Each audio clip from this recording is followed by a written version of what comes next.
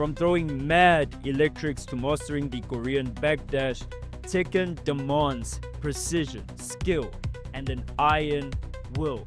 An iron fist, if you will. You gotta learn about highs, mids, lows, and how to deal with them and counter them before they end your whole career, bro. If you do not understand the spacing, you are going to experience a world of pain. But fortunately for you, today we are stepping away from that aspect of frame data and mix-ups to simply just discuss one of the most criminally underrated and under-discussed aspects of Tekken, which never really gets the light shone on it that it deserves. The fits. The fits in Tekken go hard. I won't lie to you, I knew I was in for a wild ride the first time I clicked on arcade mode in this Tekken game and I was forced to fight an actual kangaroo with boxing gloves. This kangaroo was not a joke character, it was a serious character with a full move set and a backstory with its actual motivations. It was called Roger Jr. That was when I realized that the series is on drugs, but beyond the drugs, Tekken has one of the most stylish aesthetics and iconic wardrobes and characters in all of gaming history. So let's chat about it a bit. So for whatever reason, the first two characters that pop into this mind of mine the first time I hear the words Tekken and Fashion are Yoshimitsu and Kazuya Mishima. These two encapsulate what makes this series and its style so unique. Yoshimitsu is this goofy-ass cyber ninja who has a fighting style that you could only find in hell or at a Little Uzi Vert concert, and those two things are not so far apart. Every iteration of him and his swag is a wild fusion of ancient samurai aesthetics and futuristic sci-fi madness.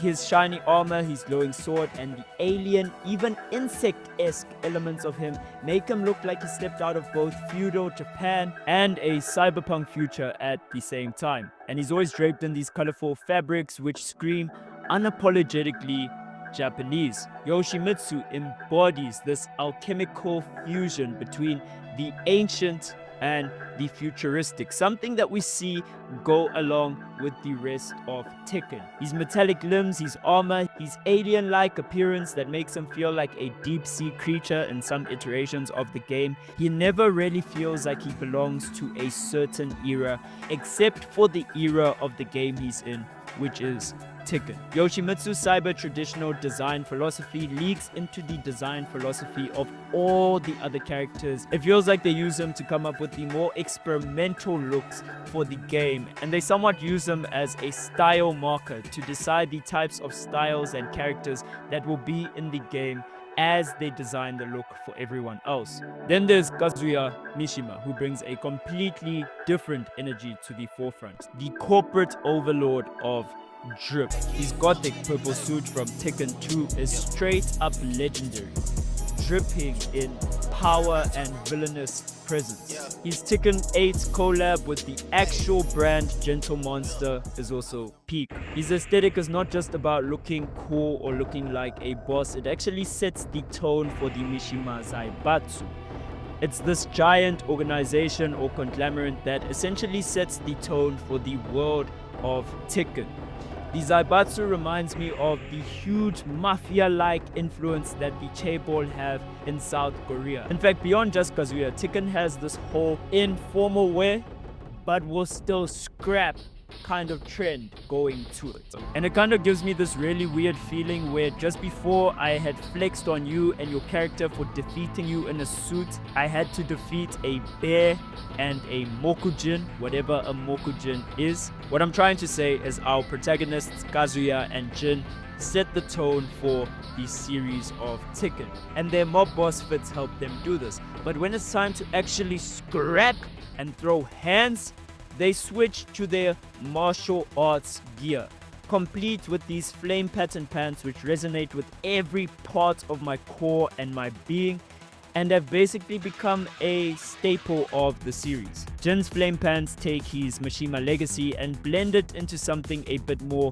rebellious and modern, tying him to both the bloodline and other traditional artists that he dukes off with in the game. Whereas Kazuya's martial arts look looks a bit more abstract, a bit more demon glyph-like for obvious reasons. Oh, and before I leave it, I've got to say that Jin by far has the hardest gloves in the series. I love the spiral pattern on them as well. Kazama, Jin's biological mother, takes this aesthetic between these two protagonists even further. Her black and white patterned vest and pants feel ethereal, spiritual, and effortlessly stylish. The crow-like pattern makes them stand out even more. They give a certain grace and elegance to her character overall. Meanwhile, we can say that the martial arts aesthetic of Kazuya and Jin is somewhat a bridge to the other characters' hardcore martial arts fits. The raw, unfiltered aesthetics of fighters like Heihachi, Beck,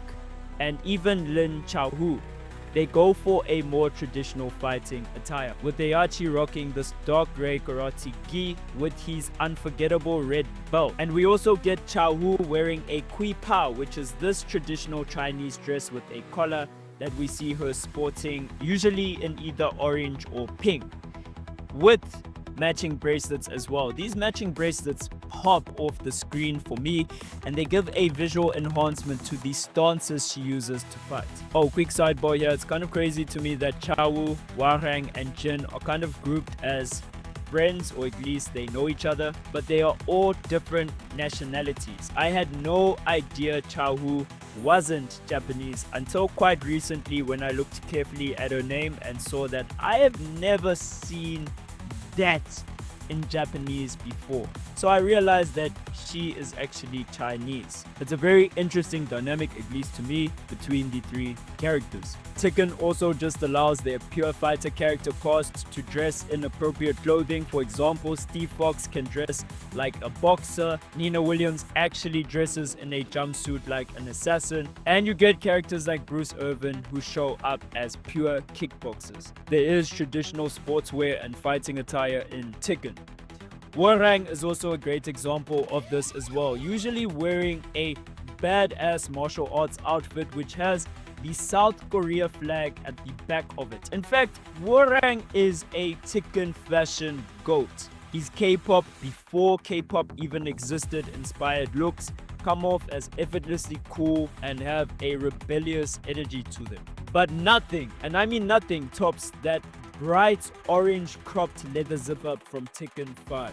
Throw in the gloves, the jeans, the goggles, the punked out cowboy boots, and also the belts that looks like it came straight from a Chrome Hearts commercial, and you have one of the best fits in gaming, period. I also like his Tekken 3 biker look a lot. That one also goes pretty hard. The K-pop music video aesthetic that Hwoarang embodies also trickles down into characters like Steve Fox, who rocks this clean patterned white shirt, which also happens to rep Britain, while he wears these distinct skinny red pants that help his silhouette stand out. Even characters like Leo and Lee rep the somewhat androgynous brand of fashion really well. I really like this aesthetic. Leo sports a cropped white jacket and fingerless gloves, and Lee can go from wearing battle suits to actual suits to a similar type of jacket that Hwoarang sports to begin with. And of course, I cannot forget my Brazilian brother, my boy Eddie Gordo as well. He is super fly when he rocks up, whether it's in his iconic yellow and green Capoeira, I'm going to kick your ass by spamming circle and X gear, or the leopard print coats that he's rocked in the years after. His wardrobe oozes charisma and style, and if you haven't noticed, I definitely like the way the boy does his hair. Speaking about charisma, we can also talk about the more raw, aggressive, and heavy metal parts of fashion. Devil Jin and Armor King literally bring heavy metal, like the actual metal, to their aesthetic. It's all chains, spikes, and menacing auras when these two pull up, and I like how they pull up. Speaking of King, he also has this Tekken 3 look, which is not to be looked over. It is straight up iconic. The leopard print stripes on the track pants, the white sneakers, and the blue shirt. It's all very simple yet so real. This one is a straight up hood classic, and I see a lot of Instagram curators praise this King Tekken 3 aesthetic for what it does. Another character's fits who I hold in high regard are Zafina, and it's pretty much for doing the opposite of what everyone else's fits do. She gives this interesting mystic vibe to her and her character, something that a character like Angel also embodies. The gold armbands, the flowing silks, and the ancient nature to her, it all feels very oracle-like. Then we get Katarina Alves, who is basically playing the role of the 2019 version of Christy Montero. They look so similar in terms of their design philosophy, with the major exception, of course, being the coats. Do I feel that Katarina's development was a natural step with the existence of Christy? Not so much, but I do suppose that game journalists would prefer the way Katarina looks as opposed to Christy Montero. I think Christy represents an era of gaming that might be dead and gone. It's very rare that developers find a good reason to show that much skin on particularly female characters these days. But with that said, I really hope that these developers are paying attention to how Marvel Rivals is selling skins out, and I will leave that conversation right there. If I had to crown one female queen of Tekken fashion, it wouldn't be Alice's predictable goth vamp looks. It wouldn't be Nina's sleek assassin designs, her girl boss vibes, and the wedding dresses that she wears for whatever reasons. And it wouldn't even be Asuka Kazama's Y2K futuristic sporty style. For me, the hardest fit in this entire universe in terms of the females goes to Lily's Tekken 5 Dark Resurrection outfit. The color palette for the fit is directly ripped from these hard boots that Julia Chang wears.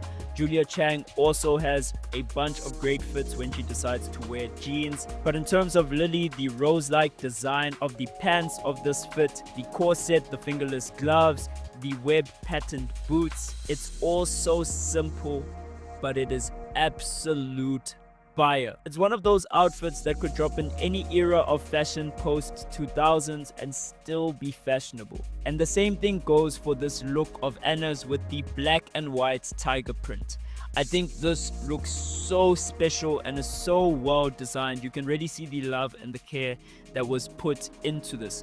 Harada and his team clearly knew what they were doing around the fashion of Tekken. It's a big part of what makes these characters stand out, distinct, and who they are. What I find so dope about all of this is that the pre-customization base designs of all of these characters look so great the way they are before we even as gamers get a chance to jump into the customization mode, which opens up a world of traditionalism, sci-fi, fantasy, military, Y2K, stealth, goth, punk, sportswear, streetwear. Before we even add that layer of customization to what the outfits in Tekken are doing, we get well-designed, fashionable characters off rip. Tight shirts for the bros. I haven't even mentioned yet that Tekken has the hardest coats in gaming, period. Eccentric, royal, or even casual looking dresses, and whatever the hell Raven is rocking.